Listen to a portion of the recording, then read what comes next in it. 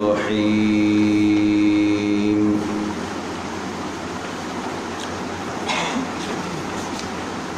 ولا تنكحوا المشركات حتى يؤمنوا ولأمة مؤمنة خير من مشركة ولو أعجبتكم ولا تنكحوا المشركين حتى يؤمنوا ولعبد مؤمن خير من مشرك ولو أعجبكم أولئك يدعون إلى النار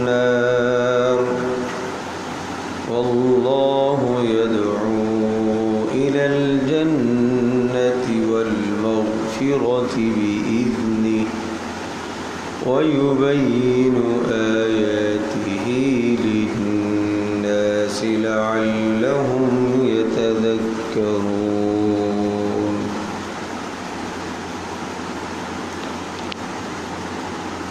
سورۃ البقرہ کی آیت نمبر 221 میں نے تلاوت کی ہے۔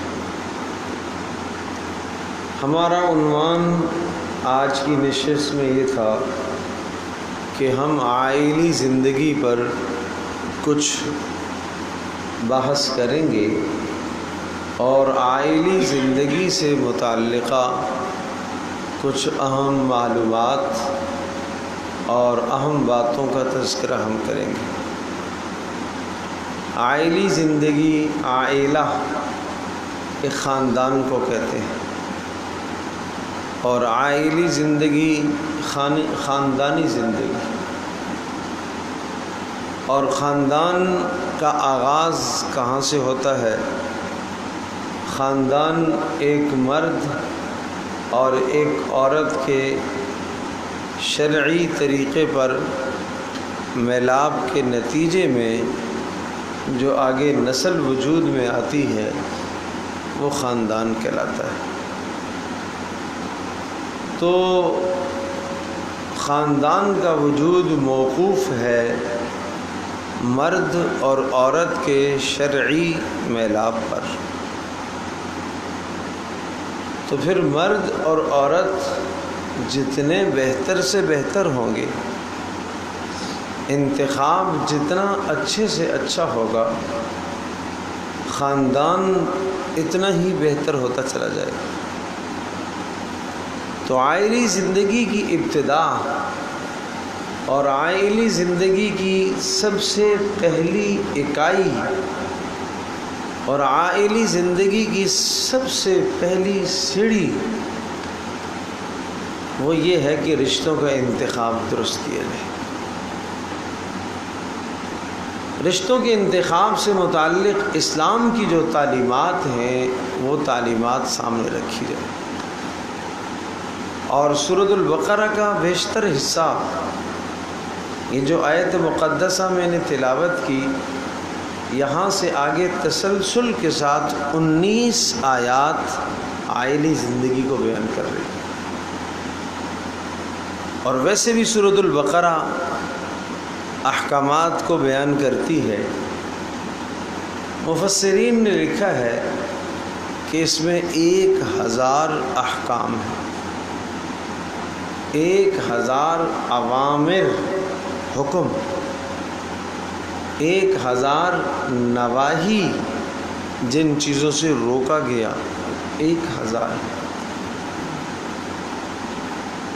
اتنی اہمیت کی حامل ہے یہ سورت، انسانی زندگی کے لیے مشعل راہ، انسانی زندگی کے لیے ایک بہترین راستہ صرف عائلی زندگی میں نہیں، عائلی زندگی سے متعلقہ ایک چپٹر ہے جو 19 آیات پر مشتمل ہے یہاں پر۔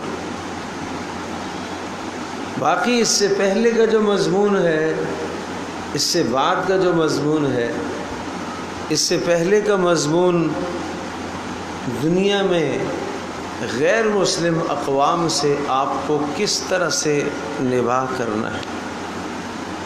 جو اقوام اسلام کی سراسر اور کھلم کھلا دشمن ہیں، ان اقوام کے ساتھ آپ نے کیسے وقت گزارنا ہے۔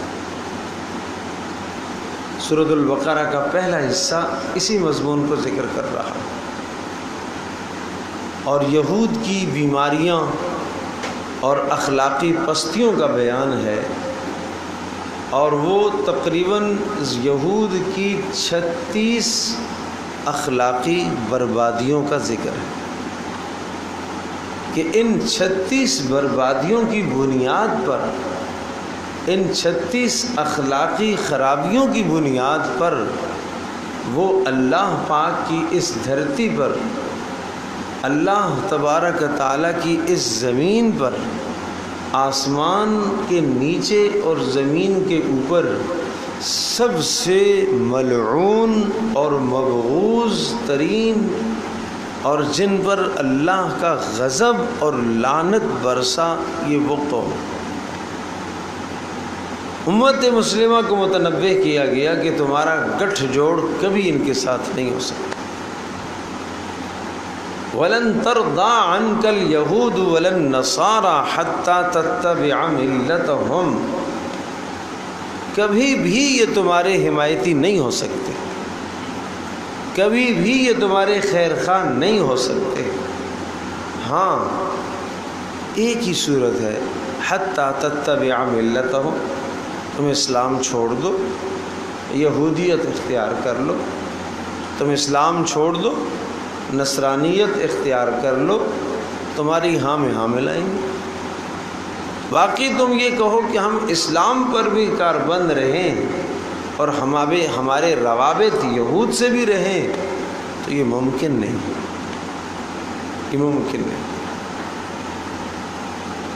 اس وقت امت مسلمہ جن حالات اور جن کرب اور پریشانیوں میں مبتلا ہے وہ آپ جانتے ہیں، اور اس میں گزشتہ دنوں چند دکانداروں کو میں نے جمع کیا اور ان سے میری بات ہوئی۔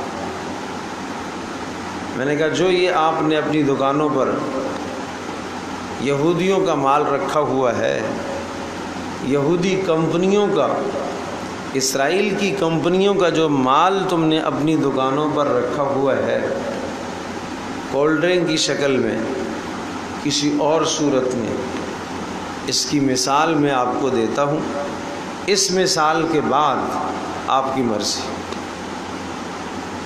میں نے عرض کیا اس کی مثال ایسی ہے جیسے ایک مسجد کا باکس اور ڈبہ آپ اپنی دکان پر رکھتے ہیں، اور ہر آنے والا 150 روپے اس میں ڈالتا ہے، اور ایک وقت کے بعد مسجد کا کوئی متولی آتا ہے اور اس میں سے موجود رقم نکال کے لے جاتا ہے۔ آپ بھی جانتے ہیں یہ کہاں صرف ہوگی؟ مسجد میں ہوگی، مسجد کی ضروریات میں ہوگی، مسجد کے اخراجات میں یہ صرف ہوگی۔ آپ یہ ڈبہ رکھ کر بھی آپ خوش ہو رہے ہیں کہ ماشاءاللہ آپ کی دکان سے اتنا اتنا مال فلاں مسجد کو پہنچا۔ تو یہ آپ نے اپنی دکان پر جتنی بھی چیزیں رکھی ہوئی ہیں یہودیوں کی، یہ آپ نے اتنے ڈبے رکھے ہوئے ہیں، یہ آپ نے باکس رکھے ہوئے ہیں۔ خریدار اس چیز کو لے کر اس تجوری کے اندر، یہودی کی اس تجوری کے اندر اپنا 100 روپیہ 400 500 روپیہ ڈال کے جاتا ہے، اور اس میں سے کچھ نفع آپ کو ملتا ہے، اور اکثر و بیشتر وہ سیدھا یہود کے پاس جاتا ہے، اور وہ یہود پھر اس مال کو اور اس پیسے کو کہاں استعمال کر رہے ہیں آپ دیکھیں۔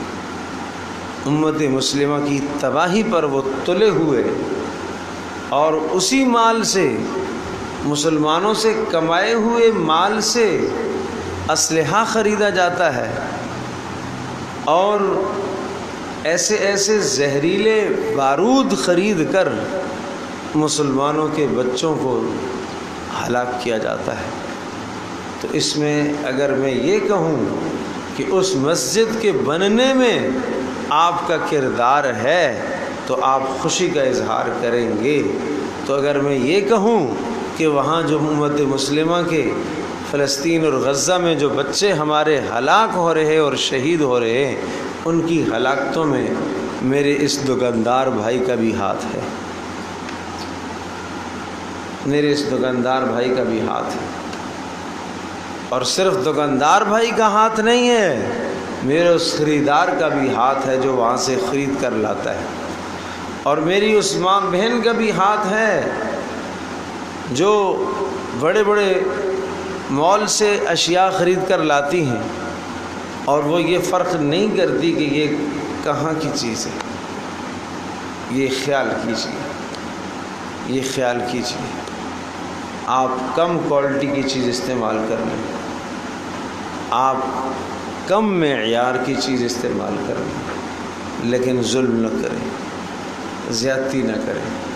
سورۃ البقرہ کا پہلا حصہ اس پر مشتمل ہے، بہت بڑا حصہ، شروع سے لے کر آخر تک۔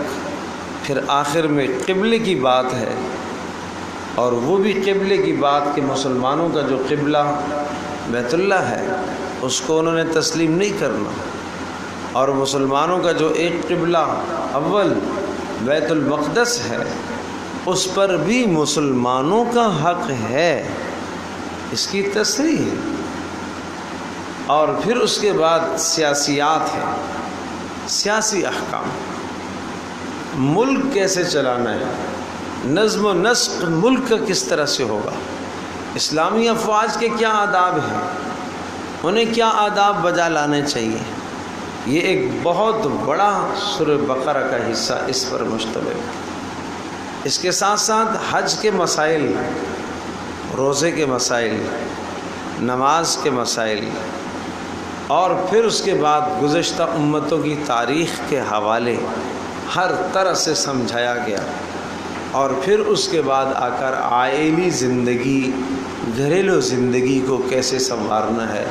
یہ 19 آیات جو آنے والی ہیں، جن میں سے آج میں نے پہلی آیت پڑھی ہے، یہ عائلی زندگی پر مشتمل ہے۔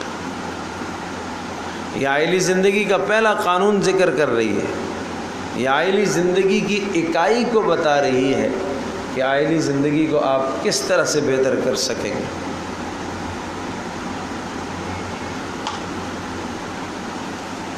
تو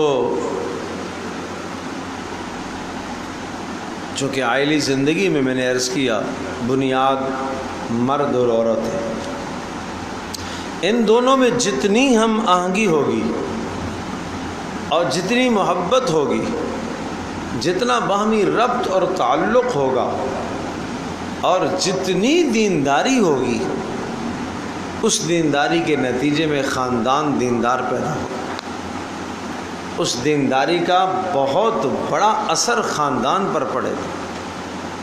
اور اگر ان دونوں کی زندگی اچھی نہیں ہے، دیندار زندگی نہیں ہے، بے دینی کے ساتھ زندگی گزار رہے ہیں، باہمی محبتیں نہیں ہیں، باہمی الفتیں نہیں ہیں، تو اس باہمی محبتیں اور الفتیں نہ ہونے کا بدترین اثر معاشرے پر کیا پڑتا ہے، قرآن اسے ذکر کرتا ہے۔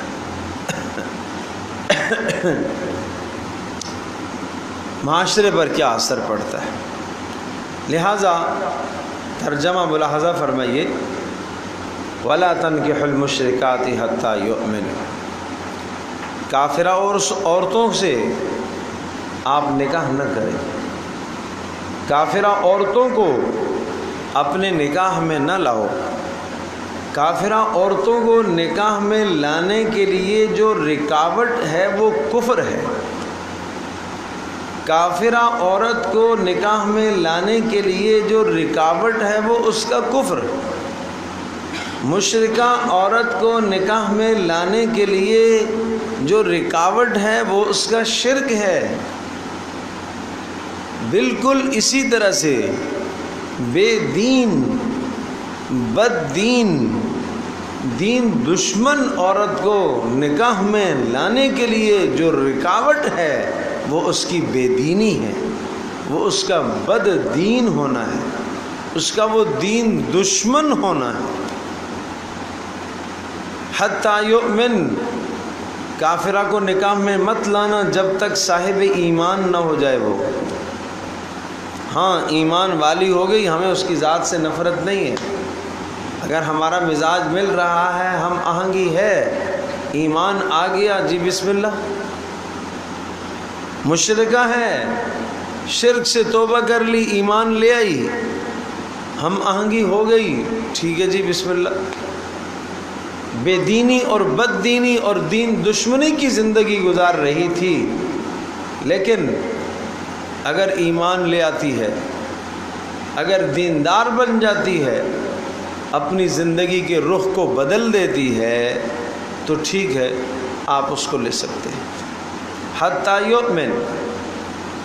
اب سوال یہ آیا، ایک طرف یہ کافرہ لڑکی ہے، مشرکہ لڑکی ہے، بے دین لڑکی ہے، یہ مشرکہ، یہ کافرہ، یہ بے دین بد دین صاحب مال ہے، مال کی بڑی فراوانی ہے، نسل اور خاندان بھی بڑا اعلیٰ ہے، کھاتے پیتے گھرانے سے تعلق رکھتے ہیں، اور بہت بڑی امید ہے اور بہت بڑا چانس ہے کہ اگر یہ رشتہ میں اٹھا لیتا ہوں اپنے لیے، بیٹے کے لیے، تو شاید میری زندگی سنور جائے گی،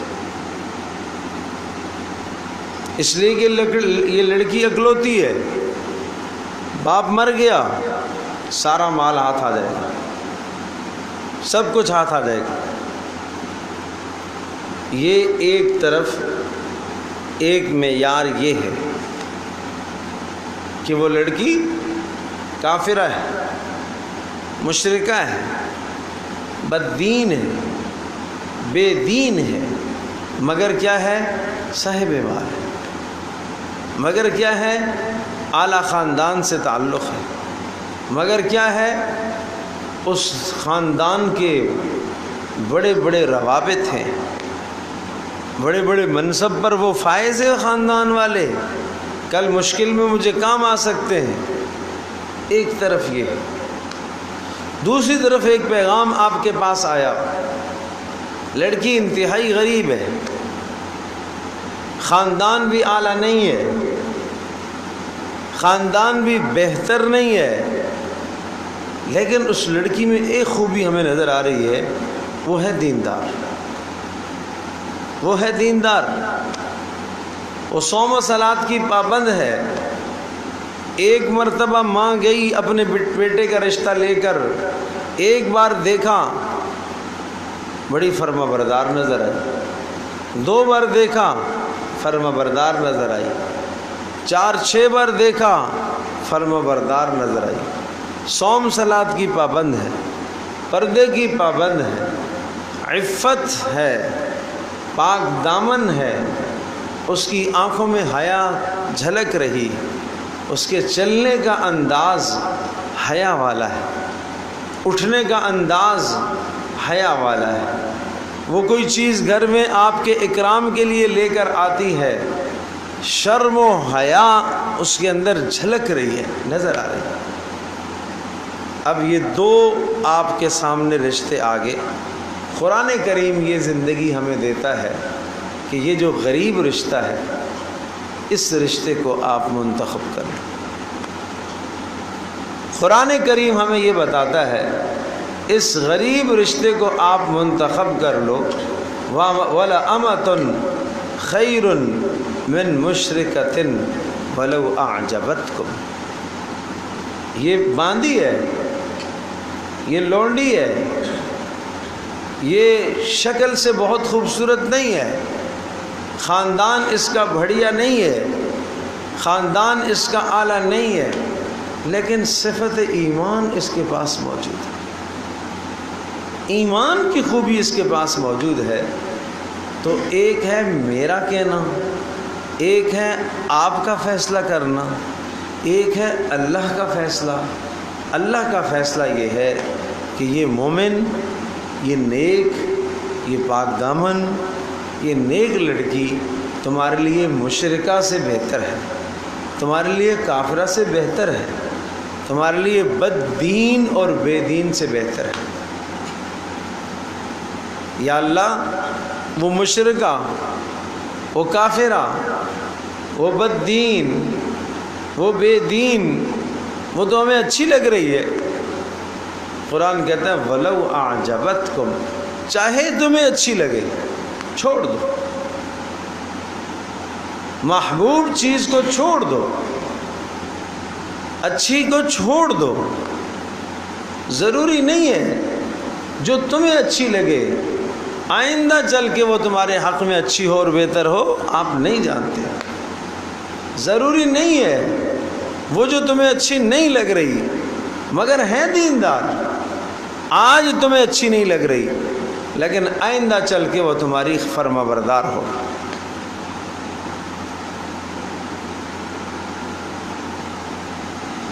ایک واقعہ سامنے آیا گزشتہ دنوں،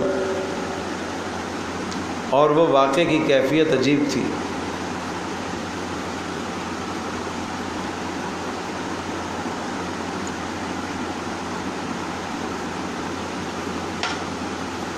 نئی نئی شادی ہوئی ایک جوڑے کی، تو رات کو عورت چپکے سے اٹھی، اپنا موبائل لے کر دوسرے کمرے میں چلی۔ شوہر کو شک پڑا، یہ موبائل لے کر دوسرے کمرے میں گئی، یہ کیا کرے گی؟ شاید کسی سے بات کر۔ بدگمانی اول تو یہی آتی ہے۔ دوسرے دن شوہر نے یہ کیا کہ سم تبدیل کر دی، اس کو بتائے بغیر چپکے سے اس کی سم اپنی موبائل میں لگا لی، اپنی اس کے موبائل میں لگا۔ اب شوہر صاحب انتظار میں، کسی آشنا کی کال آئے گی شاید، اور میں سنتا ہوں کس کی کال ہے، کیا ہے، کال نہیں آئی۔ پھر اس سے سوچا جا کے دیکھو تو صحیح کیا کر رہی ہے۔ دیکھا تو ٹارچ وہاں رکھی ہے، موبائل کی لائٹ چل رہی ہے تاکہ گھر میں کوئی اور جاگ نہ جائے، کسی کو پتہ نہ چل جائے، اور اس کے ہاتھ میں قرآن ہے اور قرآن کی تلاوت کر رہی ہے۔ وہ دیکھتا رہا، یا اللہ میں کیا سوچ رہا تھا اور یہ کیا ماجرا ہے۔ اور اس کے بعد قرآن کریم کی تلاوت کرنے کے بعد یہ چپ کے ساری باتیں اس کی نوٹ کرتا رہا۔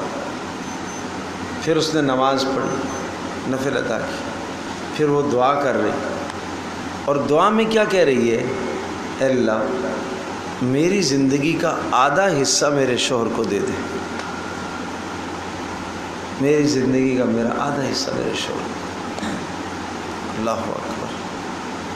یہ فرما بردار عورتیں بھی اس معاشرے میں موجود ہیں، یہ نیک پارسا عورتیں اس معاشرے میں موجود ہیں، جو رات کو چپکے سے اٹھ جاتی ہیں تاکہ شوہر کو بھی پتہ نہ چلے، تاکہ وہ اور ان کا رب جان رہا ہو کہ یہ اپنے اللہ کے سامنے کھڑی۔ مجھے بتاؤ اللہ کی قسم، جب یہ عورت آپ کے گھر میں آئے گی اور اس کے نتیجے میں، اس نکاح کے نتیجے میں جو خاندان وجود میں آئے گا، جو بچے وجود میں آ جائے، جو بچیاں وجود میں آئیں گی، تو مجھے بتاؤ وہ ایک مثالی خاندان نہیں ہوگا تو اور کیا ہوگا؟ آج بہت بڑا المیہ یہ ہے کہ انتخاب درست نہ ہونے کی وجہ سے ہماری نسلیں بگڑ گئیں، اور انتخاب کرتے وقت آدمی کیا سوچتا ہے، میں رشتہ کر رہا ہوں، میں شادی کر رہا ہوں، وہ یہ نہیں سوچتا کہ میں یہ رشتہ کرتے وقت اپنے بچوں کی ماں کا انتخاب کر رہا ہوں، اپنے بچوں کی ماں کا، اپنی نسل کی ماں کا انتخاب کر رہا ہوں۔ تو اس لیے قرآن کریم یہ سمجھاتا ہے ہمیں۔ پہلی بات یہ بتائی کہ خبردار تمہیں مشرکہ عورتوں سے، کافرہ عورتوں سے، بد دین بے دین عورتوں سے نکاح کو ترجیح نہیں دینی چاہیے۔ حضرت عمر بن خطاب رضی اللہ تعالی عنہ نے کتابی عورت سے، یہودی لڑکی سے، نصرانی لڑکی سے نکاح کرنے سے منع فرمایا تھا، اور بہت شدت کے ساتھ منع فرمایا تھا، اور یہ ارشاد فرمایا تھا کہ اگر تم ان کے ساتھ نکاح کرنے کو رواج دے دو گے تو نتیجہ یہ نکلے گا کہ ہماری مسلمان بچیاں بن نکاح کے رہ جائیں گی۔ آج ہر آدمی اگر اسی چیز کو دیکھے گا تو غریب کے ساتھ کون نکاح کرے گا؟ کل کی ایک رپورٹ کے مطابق ہمارے اس ملک پاکستان کے اندر 1 کروڑ سے زائد خواتین ایسی ہو چکی ہیں جن کے نکاح نہیں ہوئے، جن کی عمریں ڈھل رہی ہیں لیکن ازدواجی رشتے سے منسلک نہیں۔ آپ سوچو تو صحیح، جس ملک کی آبادی اور اس آبادی میں کا ایک بڑا حصہ ایسا ہو کہ جو ازدواجی زندگی سے منسلک نہیں، کیوں؟ نکاحوں کو مشکل کر دیے گئے۔ آگے فرمایا وَلَا تُنْكِحُوا الْمُشْرِكِينَ حَتَّى يُؤْمِنُوا، اور اپنی بیٹیوں کو مشرکوں کے نکاح میں بھی مت دیا کرو۔ دوسرا اصول، خبردار اپنی بیٹیوں کو مشرکوں کے نکاح میں بھی مت دیا کرو۔ کیوں اپنی بیٹیوں کو کافروں کے نکاحوں میں دیتے ہو؟ اور اگر آپ بر وقت شادیاں نہیں کرو گے تو وہ بھاگ کر شادی کر لے گی۔ آپ بر وقت یہ ضرورت پوری نہیں کرو گے تو وہ بھاگ کر شادی کرے گی۔ اگر عفت اور پاک دامن عورت ہے تو ساری زندگی گھٹ گھٹ کر وقت گزار دے گی، اور ماں باپ کے سر سے جب گزرے گی اس کا پرسان حال کون ہو؟ اس کی زبان سے ماں باپ کے لیے بد دعائیں نکلیں گی، دعائیں نہیں نکلیں گی، بد دعائیں نکلیں گی۔ اور اگر وہ دیندار نہ ہوئی تو وہ اپنا راستہ اختیار کرے گی، پھر آپ کی بدنامی، پھر خاندان کی بدنامی، پھر سب کی بدنامی مول لینے پڑے گی۔ کیا آپ جانتے ہیں آگے آئے گا شریعت نے لڑکیوں کے نکاح کے لیے، عورتوں کے نکاح کے لیے اولیاء کو آگے سرپرست بنایا ہے کہ وہ اس کردار کو انجام دیں، کیونکہ عفت کا، پاک دامنی کا تقاضا یہ ہے کہ عورت اس معاملے میں از خود سبقت نہ کرے، وہ اپنے اولیاء کو آگے کرے، اپنے ورثاء کو آگے کرے۔ مگر جب ورثاء ہی سست ہو، جب ورثاء ہی عاجز ہو، جب ورثاء کو فکر ہی نہ ہو، بچی کے بلوغ کے بعد فکر ہی نہ ہو۔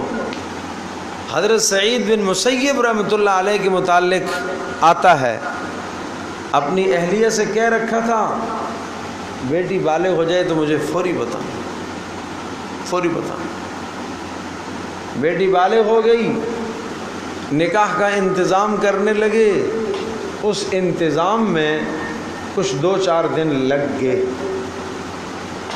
بیٹی کو رخصت کیا اور معافی مانگی کہ بیٹی مجھے معاف کرنا، بلوغت کے بعد اتنے دن میں نے آپ کو اپنے گھر میں رکھا ہے، مجھے معاف کرنا۔ تو جو میری بہنیں 10 سال ہو گئے بلوغت کے بعد گھر میں بیٹھی ہیں، 15 سال ہو گئے بلوغت کے بعد گھر میں بیٹھی ہیں، 20 سال ہو گئے بلوغت کے بعد گھر میں بیٹھی ہیں، تو کیا ماں باپ کو گناہ نہیں مل رہا ہے اس کا؟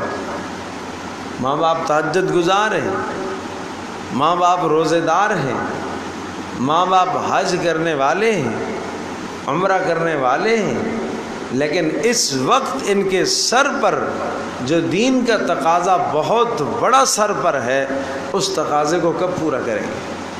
یہ ماں باپ کی ذمہ داری نہیں ہے تو اور کیا ہے؟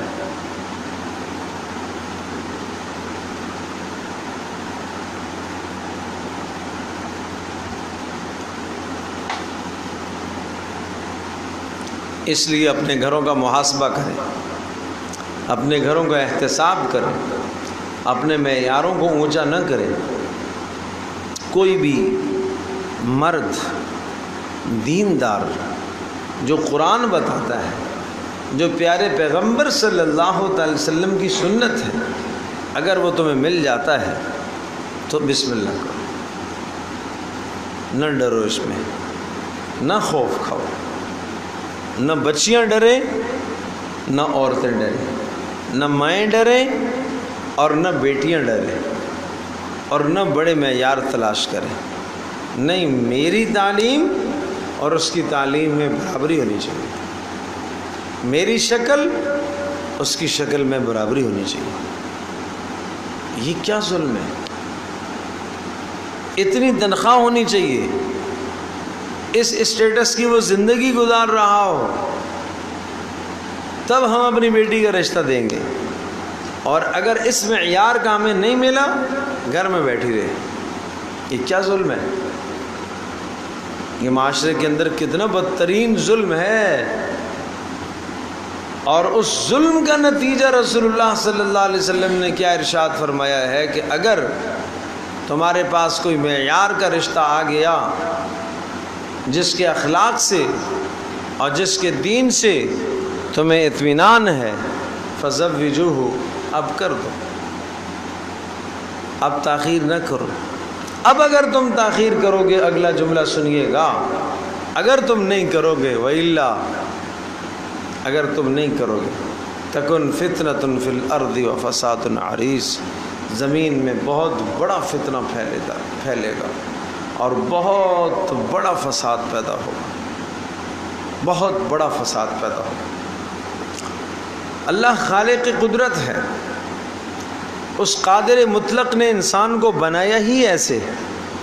کیوں ایسے بنایا؟ پیغمبر ہے، جب بھی اس پیغمبر کے دل میں اللہ تبارک و تعالی نے ایک عورت کی طرف میلان رکھا ہے، نیک پارسا خاتون ہے، اس کے دل میں مرد کی طرف ایک میلان رکھا ہے، اور اس میلان کو پورا کرنے کا راستہ نکاح بتایا ہے۔ کیوں؟ نسل انسانی کو آگے چلانا تھا۔ اللہ پاک نے آدم علیہ السلام کو پیدا فرمایا، ساتھ ہی اللہ پاک نے اماں حوا کو پیدا فرمایا۔ کیوں دنیا میں اتارا؟ کیوں؟ نسل انسانی کو آگے چلانا تھا، انسانی سلسلے کو آگے چلانا تھا۔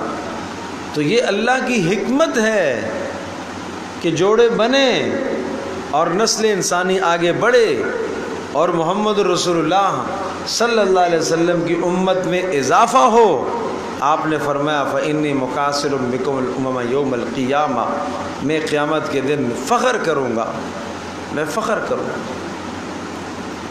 تو یہ تو رسول اکرم صلی اللہ تعالی علیہ وسلم کے لیے باعث فخر امر ہے، یہ تو باعث فخر چیز ہے۔ اس لیے درخواست ہے، اپنے معیاروں کو چھوڑ دو۔ آج کی میری اس تقریر کے بعد، میرے اس بیان کے بعد، جو آواز جس تک پہنچ رہی ہے، اگر اس کے گھر میں بیٹی جوان ہے، وہ اس کی فکر کرے، اور جتنے دن جوانی کے بعد گزرے ہیں اور اس نے کوشش نہیں کی، تو وہ عند اللہ پکڑا جائے گا۔ اور اگر اسی حالت میں اس عورت نے، بیٹی نے کسی گناہ کا ارتکاب کیا، تو اس گناہ میں ماں اور باپ دونوں ملوث ہیں، ماں اور باپ دونوں ملوث ہیں۔ لڑکے نے کوئی گناہ کیا، ماں اور باپ دونوں ملوث ہیں۔ اب یہ زمانہ ان کی بھوک کا آ گیا، جوانی کا زمانہ۔ اس عورت میں مرد کی خواہش، یہ بھوک ہے، اور مرد میں عورت کی خواہش، یہ بھوک ہے۔ اس بھوک کا ازالہ اسی راستے سے ہوگا، اس کا کوئی دوسرا راستہ نہیں، یہ فطرت ہے۔ اب اگر آپ اس کو اسی حال میں چھوڑ دو گے تو نتیجہ یہ نکلے گا، ڈپریشن کا شکار ہو جائے گی، بدترین مصائب کا شکار ہو جائے گی، اور ماں باپ کے دنیا سے جانے کے بعد پھر اسے گھر کے دھکے ہی ہیں، کبھی کہاں کے دھکے، کبھی کہاں کے دھکے. زندگی گزر بسر اچھی نہیں ہوئی، شوہر کے ساتھ علیحدگی بھی ہو گئی، پھر بھی اللہ پاک نے اس کو اولاد دی ہوگی، وہ اولاد کے ساتھ زندگی گزار دے گی. تو اس لیے فرمایا وَلَا عَبْدٌ مُؤْمِنٌ خَيْرٌ مِّن مُشْرِكٍ، ایک سادہ مسلمان آدمی مگر دیندار آدمی، دین کو پسند کرنے والا، دین کو چاہنے والا آدمی، وہ تمہارے لیے زیادہ بہتر ہے کس سے؟ مشرک شخص سے، کافر شخص سے، بددین آدمی سے، بے دین آدمی سے. اب آگے بڑی پیاری بات ذکر فرمائی کہ اگر آپ نے اس بات کا خیال نہ رکھا، قرآن کریم کے ذکر کردہ اس ضابطے کا اگر آپ نے خیال نہ رکھا، تو اس کا بد نتیجہ کیا ہوگا معاشرے پر؟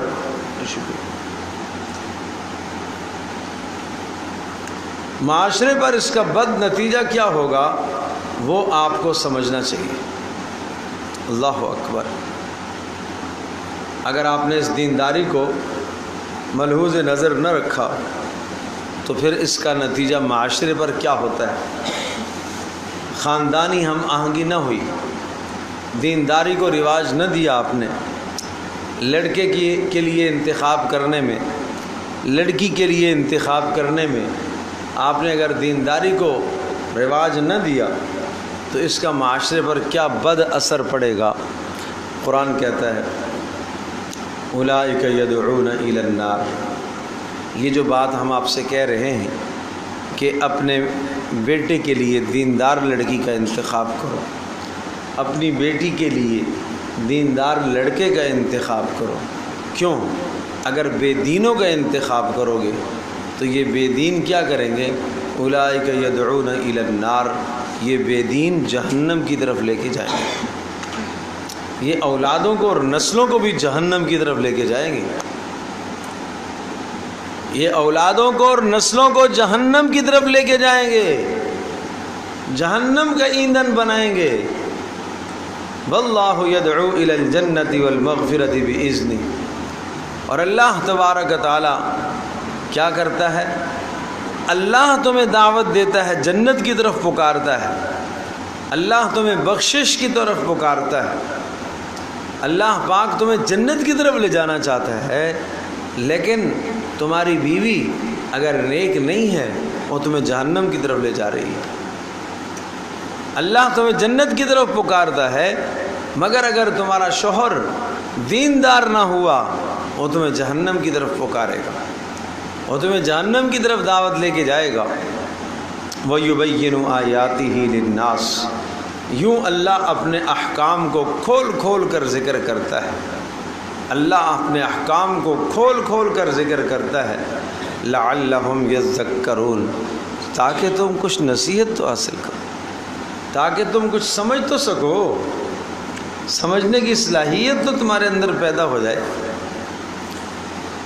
تو اس لیے آج کے اس سبق کا خلاصہ یہ ہوا کہ ہمیں انتخاب کے متعلق بہت حساس فیصلہ ہے اور اللہ سے مانگ کر کرنا چاہیے، اللہ سے دعا کر کے کرنا چاہیے، اللہ کی طرف رجوع کر کے کرنا چاہیے. استخارہ اس کے لیے ایک مسنون عمل ہے، اس کو اختیار کیا جائے. دوسروں سے استخارے کرانے کے بجائے از خود استخارہ کیا جائے. طریقہ کار شریعت نے یہ بتایا کہ آپ کو اپنے بیٹے کے لیے ایک لڑکی نظر آئی، آپ کے خاندان میں پتہ ہے، آپ خود پیغام لے کر جائیں، لڑکے والے پیغام لے کر جائیں.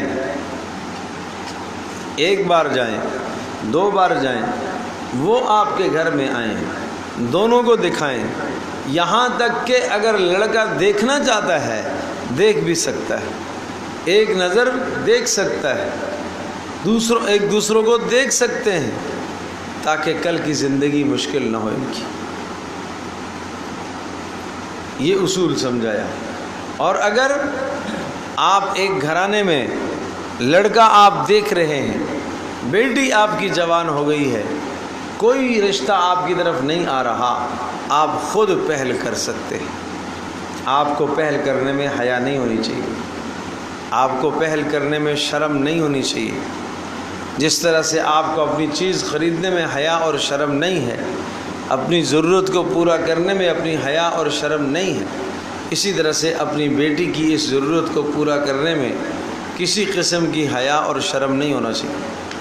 عمر بن خطاب رضی اللہ تعالی عنہ کی بیٹی بیوہ ہو گئی، آپ نے خود پیشکش کی، ابوبکر صدیق رضی اللہ تعالیٰ عنہ کی پیشکش کی، حضرت عثمان کو پیشکش کی، بہرحال یہاں سے کوئی مثبت جواب نہ ملا، انتظار میں تھے۔ چند دنوں کے بعد رسول اکرم صلی اللہ علیہ وسلم کی جانب سے پیغام آیا کہ پیارے نبی صلی اللہ علیہ وسلم حضرت حفصہ سے نکاح کرنا چاہ رہے ہیں۔ اس سے بڑھ کر کیا سعادت تھی حضرت عمر رضی اللہ تعالیٰ عنہ، فوری اس رشتے کو قبول فرمایا، مگر اپنی عزت نفس کو اللہ کی رضا کے لیے گرایا تو اللہ پاک نے اس کے مقام، اس کے بدلے میں رسول اللہ صلی اللہ علیہ وسلم کا رشتہ عطا فرمایا۔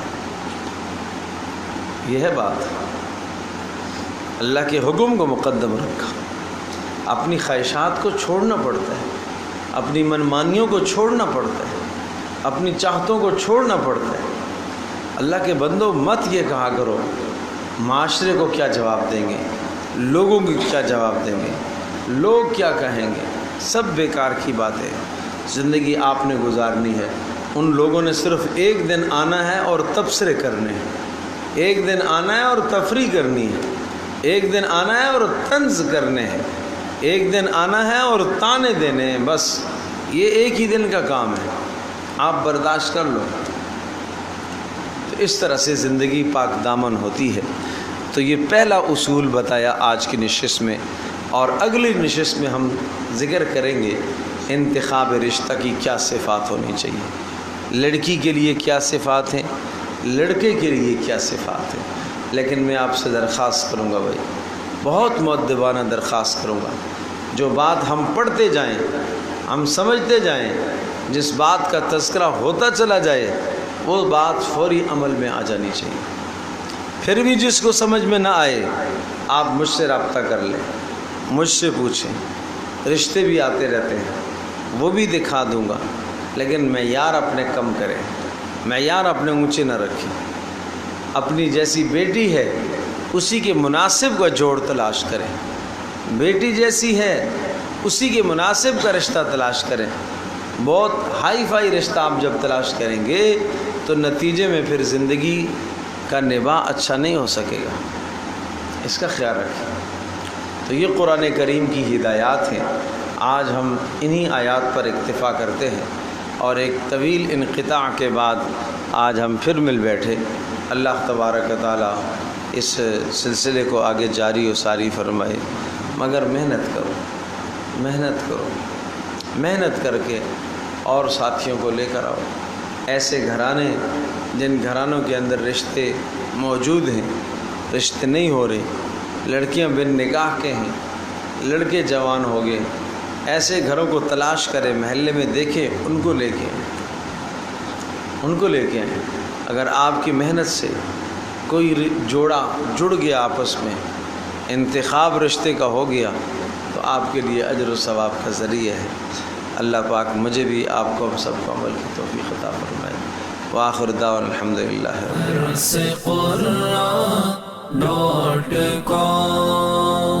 www.darsequran.com